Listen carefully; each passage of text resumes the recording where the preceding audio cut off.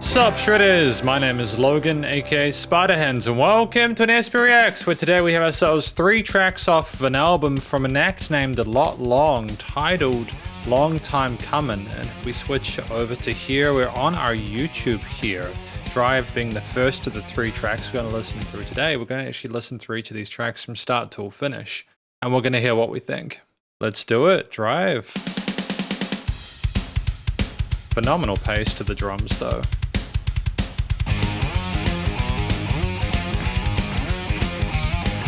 Great personality to the guitars.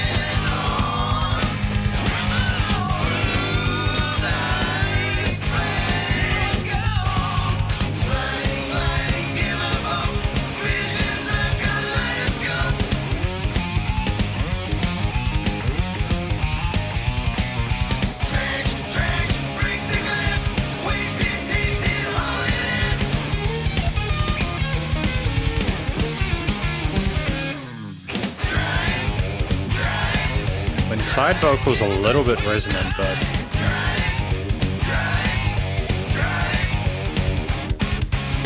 alright, this next part's about to get weird, so buckle up and we'll see you on the other side.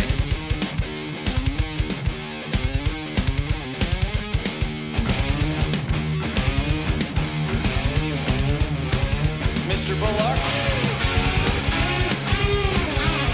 Thank you.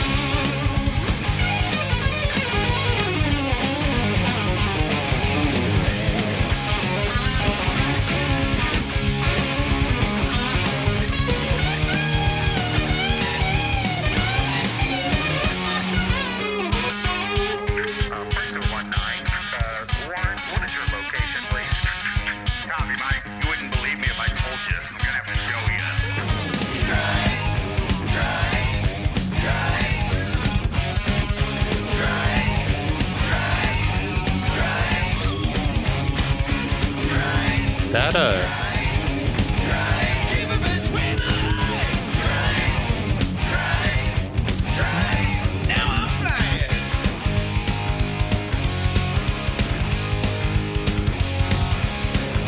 Say hi to James Dean for me.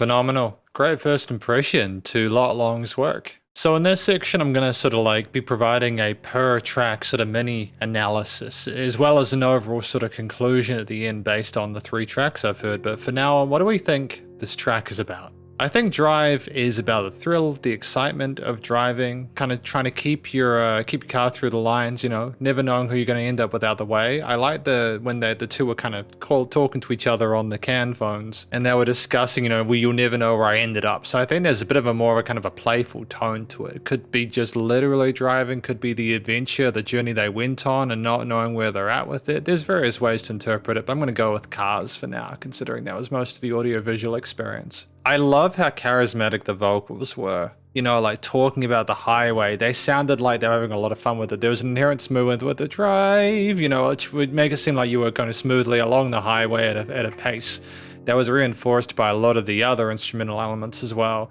But just like meow, meow, kind of like an engine revving. It was just kind of neat, and it had a similar kind of approach to like a guitar bend or something like that.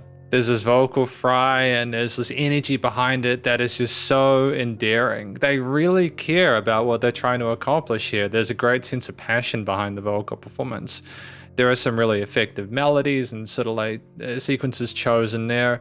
And there's just a bombastic sort of approach to the rhythm of it, as well as the expression. I do like how the backing vocals come in and there's like a difference in panning and position between the mids and the sides. I'm not totally sure about the placement in terms of the production side of things, in terms of like the perceived loudness at it.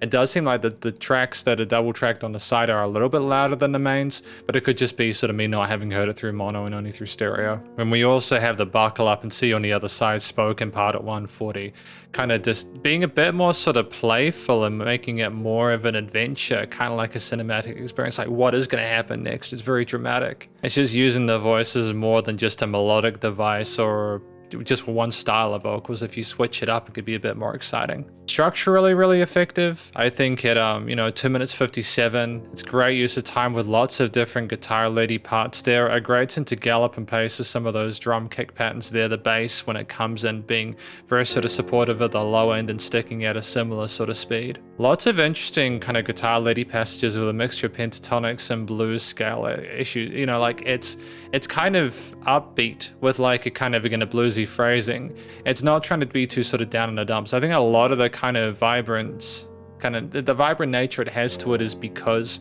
of the guitar tone, the shimmer and the sheen to the distortion there, the kind of little squealies and pinch harmonics occasionally. Some really fun kind of almost slide guitarish kind of some sort of country techniques there.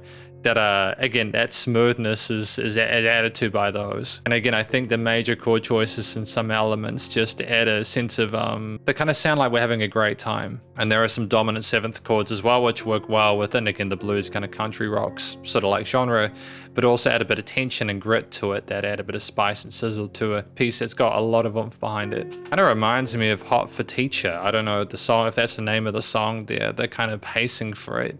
From Van Halen, if I'm not mistaken there. I think the use of, again, the chorus with the lead techniques on the lead guitar around the 2 minute mark is fantastic there. We navigate pentatonic and bluesy scales there with a really kind of like a loyal, respectable, well-played solo that shows an understanding of how to use the safe notes as well as the occasionally spicy chromatics, but in a way that just sounds really kind of like neat alongside a lot of the rhythm, bass, and drum elements. Because you've still got those rhythm guitars in the background there for a ground bed, and you've got got a swing pace to the drums there with occasional triplets there. We're using a mixture of slides and hammer-ons and pull-offs as well there to further articulate ourselves there. Adds variety to the solo there, and having little spaces and gaps to kind of say sentences with your guitar is just really smart. I think there also might have been some sort of tremolo work or hybrid picking as well there, but like just the fact that we come off of that after the journey we've had, and I think the guitar soloist,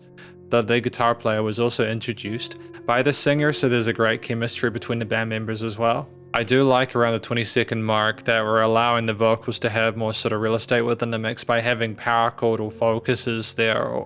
It's just great to balance the need to tell the story with having those, again, alt leads later on to explore the entire sort of like band itself instrumentally. In fact, I wasn't really expecting double kick within this, but there's quite a bit of double kick through this track, and the pace that it brings there makes sense, again, considering the subject matter that we're trying to sort of like, drive fast and drive hard. Again, like kind of gallop, like a dun dun dun dun dun dun dun dun. It's just kind of bouncy and energetic, and it just, like when you bring the kind of the fire of those guitar solos with the drum patterns and with the way that we sing those lines and communicate with the audience, things are relatively well connected. There's, again, it's cohesive. Thematically, I think it's just very rock and roll. I know it's so basic, but again, it's such a basic thing to say, but you got those kind of, again, the use of the blues and pentatonics, as I mentioned there, with the major and minor, but simply more for like kind of lead additives there. We're not trying to stick with kind of open chords here. Great use of unison bends occasionally for a bit of tension, but generally overall it's all about kind of like working with that. But again, basically it's working within that G sharp minor scale there and really making the most of that root note. That like low end, and ultimately just well composed. Again, it's minor oriented without being too down and dumps because of the intensity of the playing there. Well, really sort of solid instrumental performance, and just that kind of chord note accent on the hi-hats just helps to sort of keep track of where things are regardless of where we end up. So, and the studio recording, mixing and mastering is really solid. I think that The leveling in general is good. Again, I'm still not decided on the side vocals, you know, the double tracked parts, but they're typically going to have more presence anyways because of the double tracking, you know, and the positioning. Music surrounds you in the headphones, the panning's quite nice. I like that the drums have presence and aren't over compressed. I like that, you know, like the bass, guitars, and drums can be heard within the frequency spectrum without any weird sort of resonant frequencies. And ultimately nice and loud without pumping. Bus compression limiting is handled well. So really great start to proceedings. Because we have Crybaby next, number 2.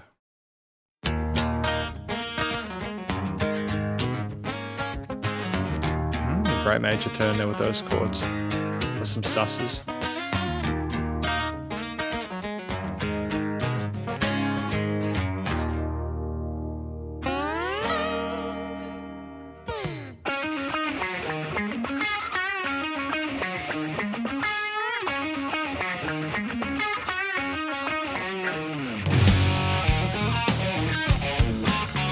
Nice and perky with those staccatos.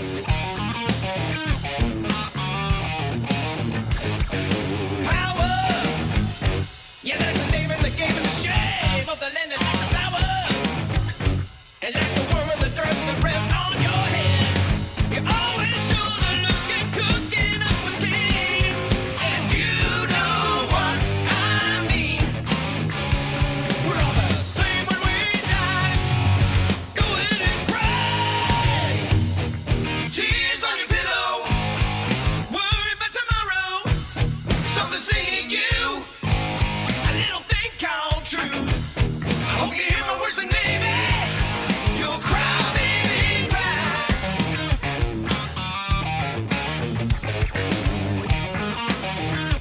I like the fact that we play around those chromatics in the guitar riff.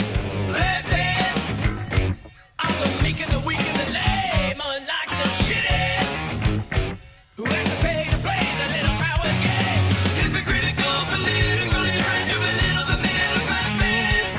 Get off your high horse and fall to the course, and we're all doing what we can. You're always sure looking, cooking up a scheme, and you know what I mean. We're all the same when we die. Go in and cry. Tears on your pillow. Worry about tomorrow. Something singing you. A little thing called truth. I hope you hear my words and maybe you'll cry, baby, cry.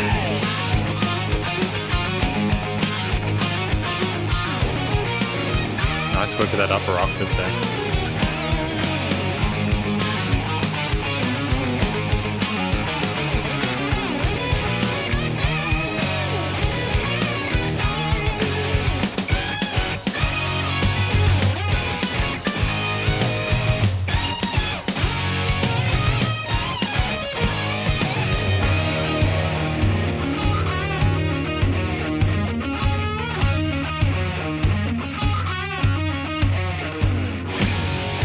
Always shoulder looking, cooking up a same, and you know what I mean. We're all the same when we die. We're all the same when we die.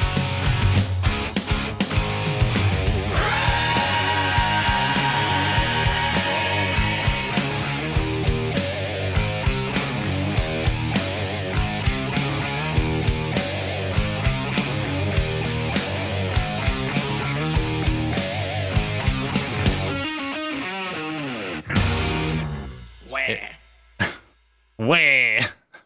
I love it. I love the personality behind it. So Crybaby, I kind of interpret it as more of a discussion about someone wanting power, not getting what they want, kind of losing track of their own sort of like, how do I describe it? Basically wanting more than what they're entitled to, and this being sort of a way to sort of sober them up and let them know, actually, no, this is all there is, man. You're gonna cry into your pillow and you're gonna suffer, and hopefully these words are gonna get to you, but you're not as much as you think you are. I think this tongue-in-cheek nature is really important because a lot of the time, the people that you might aim something like this at with just won't really respond well at all if you are too blunt with them. So I just think it's really cool for them to be a little more sort of playful, having fun with the topic, even though it's just a really kind of crappy situation that they're describing there with this person being that crybaby. I think the expression from the vocalist, as well as the continued polish of the actual performance itself, great use of hidden chest voice, the vocal fry there having a nice sort of sizzle and kind of like adding a grit to the tone of it, that's already kind of like full of it, with these kind of really spicy guitar licks. But I think the double track kind of main vocals and a lot of the parts are just, they're not perfectly in tune, but that's a positive thing, because if they were, you'd have phasing issues, you know. Just that kind of extra bit of kind of like presence within the mix. It's already quite busy because of all the different ideas that have been put on the guitars. It makes sense to give them that substance. So I think, and yeah, just another really sort of like solid vocal performance. It was kind of also a bold move to not really have any vocals for the first 30 seconds. To start with that kind of DI'd acoustic guitar riff playing through those kind of bluesy licks in the low end of the fretboard there, working with a mixture of different sort of hammer-ons, pull-offs, and slides was just a fun sort of idea there. It's got a bit of kind of sass to it, and it lets you know what kind of music you're going to be listening to immediately. It's not mucking the listener around. And we kind of work to some major sort of triads or sort of intervals as we go through it to let you know that there's going to be not just the kind of like the minor orient there. With the slide guitar a bit later on, eliciting a sense of sort of country twang to it, then and kind of letting you know, hey, it's not just going to be blues. It could also be a lot of other genres. You know, there's a bit more that meets the eye. And then of course you got the wah guitar, which is just an additional like layer that we haven't really had yet. But it's got like, what's cool about it is it got the wicka wicka wicka wicka. They've got that rhythm inherent with the filtering on it, the way that it's sort of like treated. Then you get the accent of the pop pop pop, kind of adding a mild percussive effect. And then it's kind of articulating some of the melodies you're going to have later on in the piece, so it's providing sort of a pseudo hook line. And when we actually get into the full bore kind of distorted riff there, you have these minor and major sort of like note choices that kind of like are trying to be heavy but not too much. And some really cool rhythmic choices there with how the notes sort of stop with the drums around the 45-second mark. And there's just that pause there, like the whole band is aware of each other. Great use of chromatics, kind of walking through notes up the scale, and also just again the dominance or other sort of jazzy kind of bluesy chords there for tension or kind of like just to add a sense of discomfort, maybe to add to the message there for a bit of sort of like focus. I thought when you had the main riff have that octave melody on top of it with another guitar layer, that was just a sensible decision to further develop it. I think that it's cool because it just kind of explores the frequency spectrum more.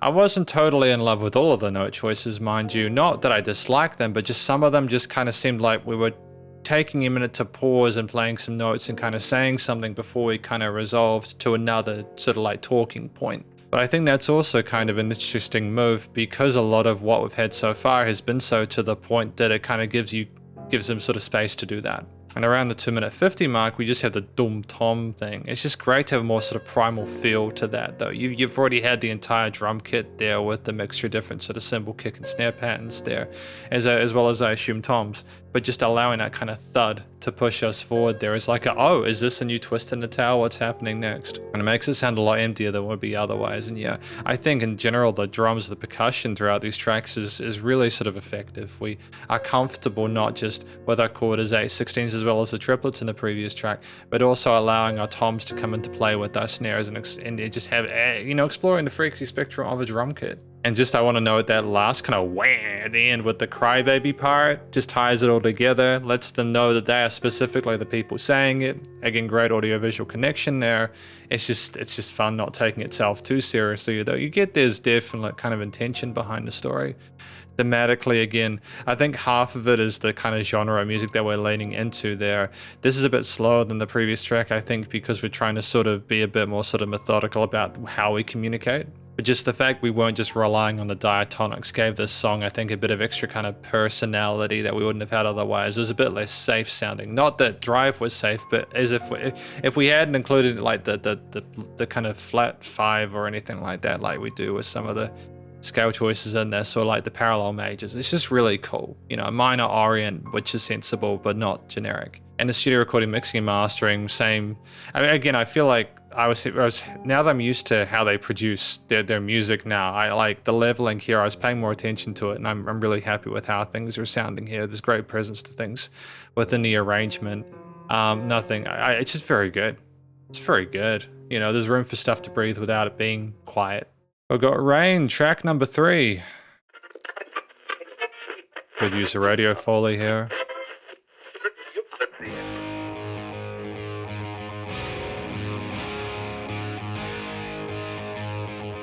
I wonder what kind of amp they're using.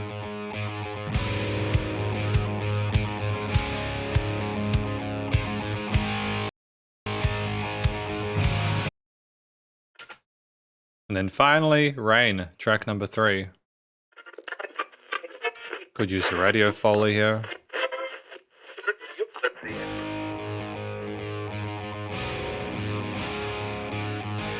I wonder what kind of guitar amp they're using.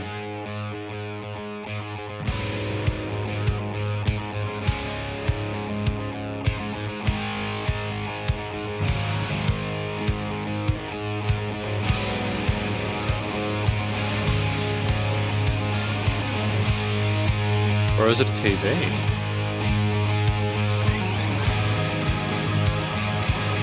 An organ.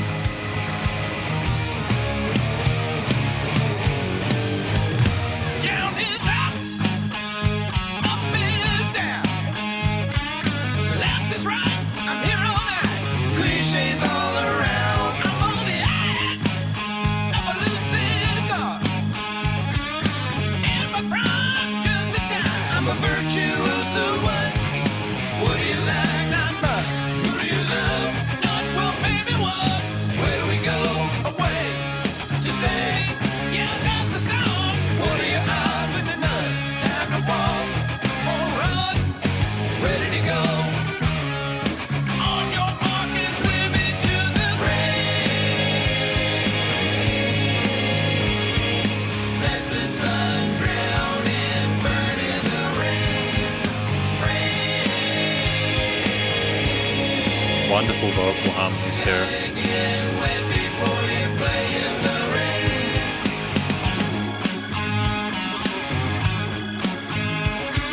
I'm supposed to be singing this part. Running late, right on time. Don't matter to say anyway, as long as it rhymes. This part again, I know, like what you wrote. No, just go, should we do more?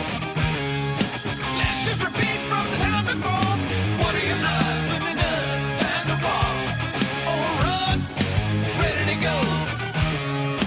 On your walk and swim into the rain. Let the sun drown and burn in the rain.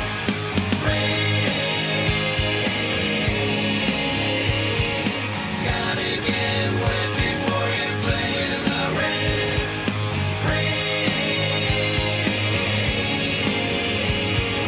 Let the sun drown and burn in the rain.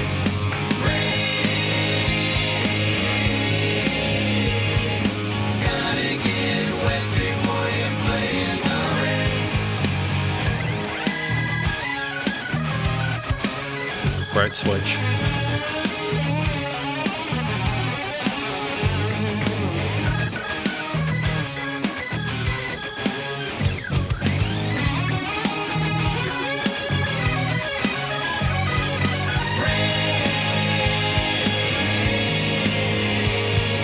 Let the sun drown and burn in the rain.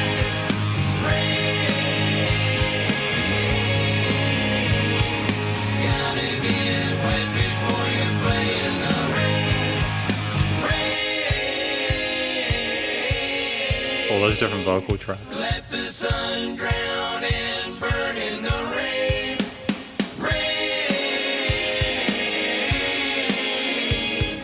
Gotta get wet before you play in the rain.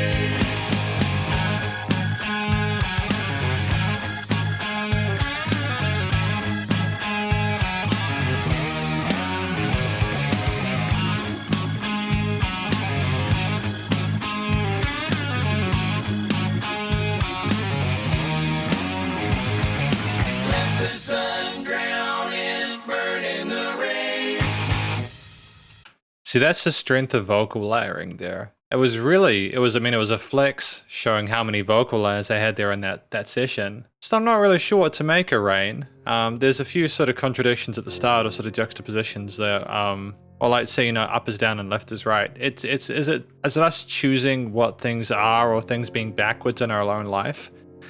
We've got to be wet before we go in the rain. I'm not sure. Is it that we need to be prepared to kind of get wet before we go in there? Is that it? So we have to prepare for whatever's coming, or like just make the most of the rain as we get sort of enveloped in it?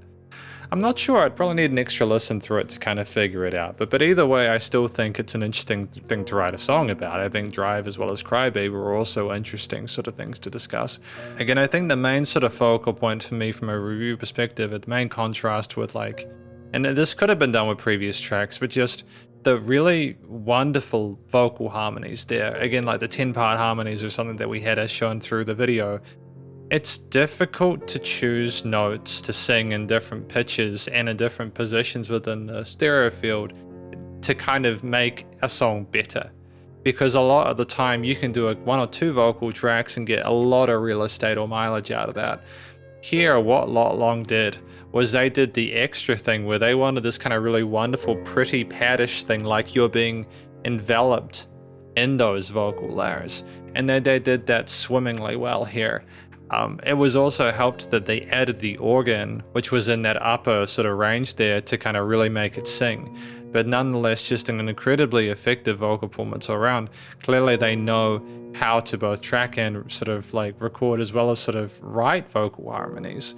Because it's very difficult to choose the notes that suit without overcomplicating the chord progressions or things within the track itself. So I love that approach to it. And again, because of the vocalist's pitch, especially with the use of the organ in their mid to upper range, it just soared. This track's a bit longer than other ones. I think that, again, there were some great uses of verses and choruses, as well as the organ solo that we had there. That was just a smart decision to make, I think. You know, there were guitar lead parts as well. I think that the organ itself trading off to the guitar when the guitar is that main sort of alternate solo lead was just sensible there. It makes the most of the new instrument that you know, the one you've just introduced. You know, like I think ignoring the organ completely for this part would have just not made sense to me, because like why not explore what it can do within that range that counters a lot of the lower guitar and bass parts. And I think also, if I'm not mistaken, eventually, you know, maybe the organ is talking to the guitar, and then they both come together with this interesting kind of like harmony at the end, which is like thirds or fourths or something like that. And that's just a really smart idea, you know, having these two different lead elements that can harmonize, come together and have a sense of unison. Again, everything coming together in the rain. And maybe sort of like cautiously optimistic of the hippie kind of like aesthetic there that we discussed in certain parts coming into play there, or being a tale as old as time, regardless the music affects us like this. But again, we like incorporate a lot of those kind of bluesy country guitar distorted phrasings there with a mixture of different hammer-ons, pull-offs, and bends, and the power chords are adhered to here. There's a lot of color because of some of the note choices made within those melodies outside of those chords. Now after that kind of foley at the start of the channel, so finding the channel for the thing you wanted to listen to, you have this kind of a little bit tense guitar tone there as the drum follows on after it, with a chord knot pulse pulling us forward there. That it kind of builds into the main idea, but not before you have this kind of bomb, bomb, bomb, bomb, kind of, again, very kind of energetic, exciting, with the organ coming in there with this new thing coming in at the same time, the whole band together. It just leads into something, and it just builds you up to then go to kind of 1, 2, 3, 4, a relatively slower pace than we had prior. Just kind of puts focus on the vocals as those being the fastest thing. I think the gentle nature of the vocal harmonies in that 1 minute 30 mark though allow the coloration of the organ with the flutter and tremolo vibrato of that work neatly alongside those held guitar chords that don't need to do too much in order to be impactful, and the chord note groove again of the drums there with those simple kick and snare accents, kick, snare, it's all you need. You don't need a constant state of kind of syncopated and on beat sort of grooves to dance along to. But again, the staccato parts I mentioned there are just a great sense of drama and pep there. It makes the most of the intensity of a distorted guitar tone by allowing it to kind of like be a bit less more constant and a little more sort of chaotic. I don't think we've necessarily had that kind of fourth harmony with those solo section at the end as well there to kind of resolve into that major leaning, because a lot of this track was rolling towards either suspended chords of the seconds or fourths. There might have been some ninths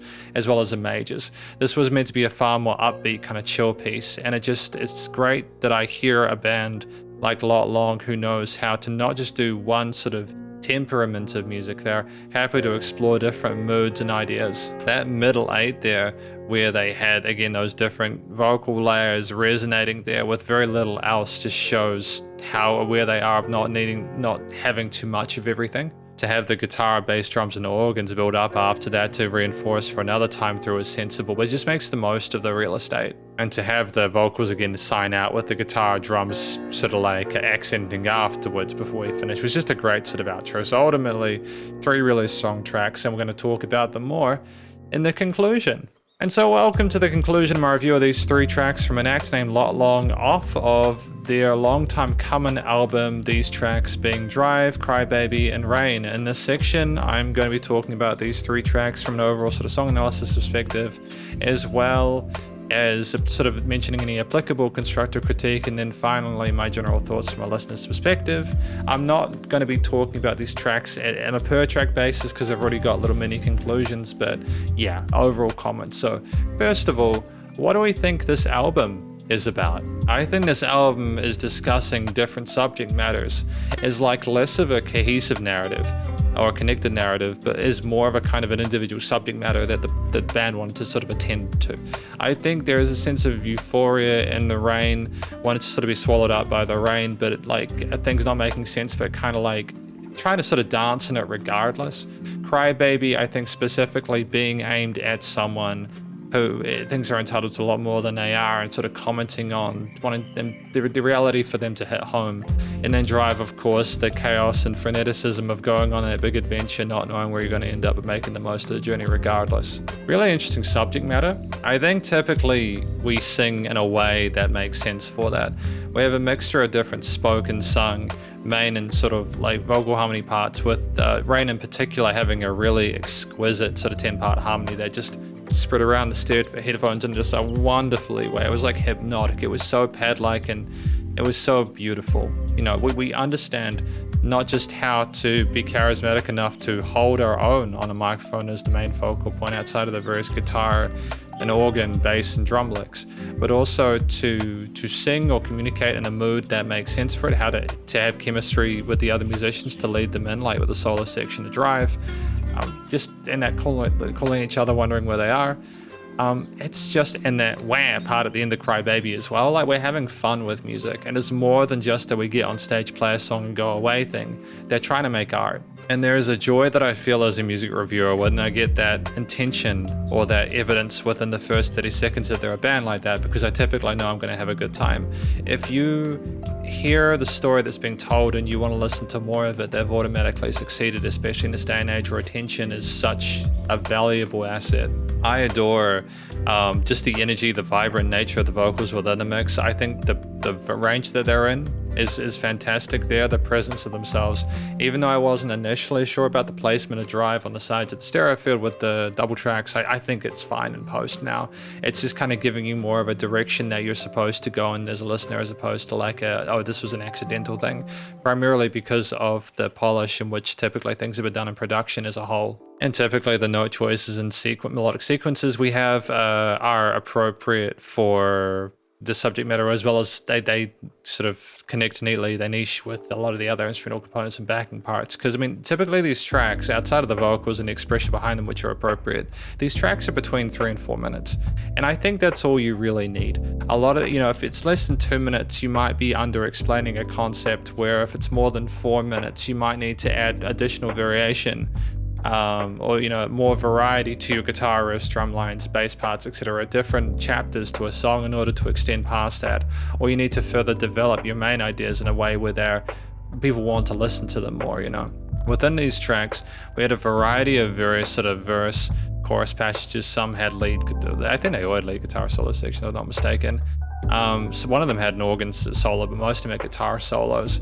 And even within the individual kind of like instrumental parts or breaks there, we had really articulate guitar lines with a mixture of different major, minor, pentatonic, and bluesy phrasings. There was some interesting sort of country styles with some with Crybaby having like kind of slide guitar at the start there, kind of wiggling up a little bit with a bit of tension there. Some great sort of acoustic DI stuff at the beginning as well, adding a bit more kind of energy to it as we went through before we finally had the entire band come in.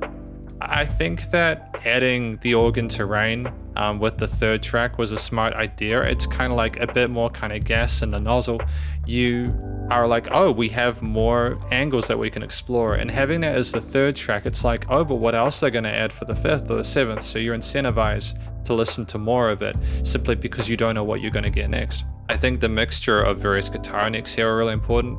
We had power chords and sort of like distorted, maybe some occasional open chords there, some bars, some dominant seventh major and minors, but a lot of the, as well as some interval choices, but a lot of the beauty of this was also just the single string kind of like articulate, again, like note choices there that weren't always diatonic, that just worked well within the phrasing of the piece, had a great rhythmic unison with what was going on with the drums and bass, and worked well with the mood of the vocals, whilst also just were cool to listen to. They can really play their instrument.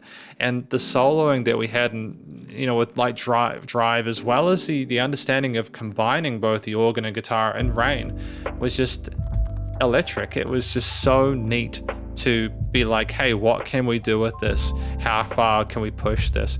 When do we need to take our pedal off the middle? When do we need to switch gears? And they typically knew, at least with guitar parts, how to handle things there. The bass playing was really supportive and sort of strong on the low end there, typically working with the root notes and bass lines.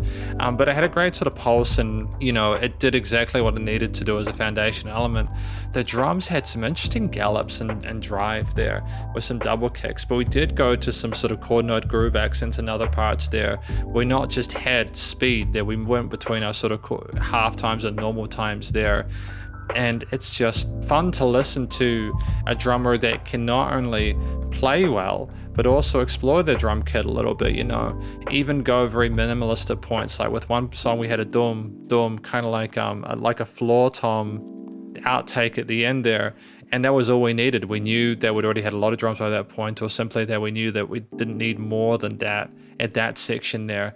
It like kind of similar to what we discussed with the middle eight of Rain. But then we don't take the listener's attention for granted. We reward them with some of the chorus or hook lines there to sort of kind of lead the track out. We have big finishes that occasionally. Ultimately, it's just about finding the balance between having our own identity in a composition, as well as supporting what everyone else is doing, and the drums did that in spades.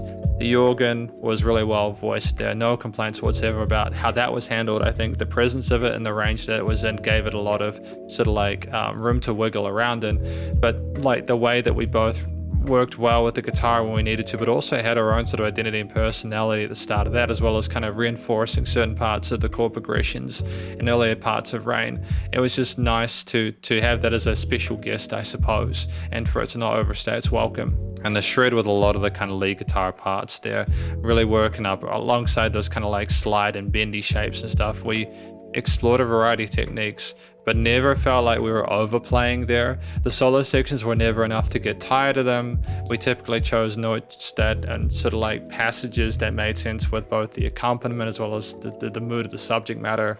And I think it was just a really tight instrumental performance across the board without a note out of place. Thematically, these tracks were bluesy and more kind of intense and rockish there. Or they were, the themes are per track. So I think overall we're just kind of choosing chord progressions or bass lines or scales or keys to suit the style of music we're doing, whilst also basically infusing a more of a kind of bluesish country kind of element to it. We're trying to connect it with that, but also trying to be reasonably flexible in terms of how we express the individual talking points. I think that's an important equilibrium, that you can work with what you like the most, whilst kind of bending it just enough so that it doesn't feel too forced, but so that it's enough for it to make sense thematically, to use like diatonics as well as chromatics when required, to use parallel major or minors when necessary, to even go through between them in the middle of a meter. It's just really fun. And so honestly, I sit here as a music reviewer really impressed with it, and I feel like this is a really strong first impression to their work. The studio recording, mixing, and mastering is splendid. I like how it sounds. I think the vocal takes, whether they're spoken or the sides of the mains, the guitars, bass, drums, and organs, all have a great presence within the stereo field as well as a frequency spectrum with no resonant frequencies, and the music surrounding you in the headphones. The vocal, again, the 10-track vocal harmonies in Rain were exquisite there, and just the texture of them was so lush. We had great use of reverb tails and delays and certain elements there. The vocals were tightly compressed and EQ'd. There was nothing here that was off-putting or confusing for me from that perspective. There was dynamic range to it, wasn't too squeezed, so nice and loud without pumping. Bass compression limiting was handled, and the vocalists, the singers could just sing. They didn't need help in post, There was a bit of processing, but not to a point to fix it. They clearly had their stuff together. No applicable constructive critique from me. I know I was kind of iffy about the double tracking of the vocals in the first track Drive. I think it's just I need to listen through it mono and stereo to kind of place things, but even then it's not like it was off-putting. I could understand with Crybaby a lot of the decisions that were being made at that point with a different way of sort of interacting with them, the different sort of order introduction. From a general listener's perspective, I'm really kind of like happy with this album. Like, I know that I haven't reviewed even most of the tracks with it. I've only reviewed some of it, but I listen to it, I think, man, if these three are good, the rest are going to be awesome as well. And they're different subject matters, different sort of topics, but that's the kind of blessing and a curse of that approach. If you make music about the same thing and it's good, the rest of the album is going to be about the same thing. It's going to be good. If you make different styles of music with different approaches in terms of the technique style or kind of meter of it or cadence or the mood of it, and if you stuff up one of those moods with a genre or way of doing it that you're less familiar with, it can taint the expectation for the rest of the album. But all three of these tracks were handled with care. I'm really thankful for that, and I'm really happy that I reviewed this, because thank you for watching my review of these tracks off of the album Long Time Comin from Lot Long, and hopefully you enjoyed it. These three tracks being Drive, Crybaby, and Rain. If you enjoyed it, please do go show us some love via the various social medias and the YouTube page, and stay cool and stay safe, and please remember to support your local musicians and artists at this point in time, as they need the help more than ever with all the crazy stuff going on in the world. And I'll catch you in the next SP Reacts. Spiderhands out.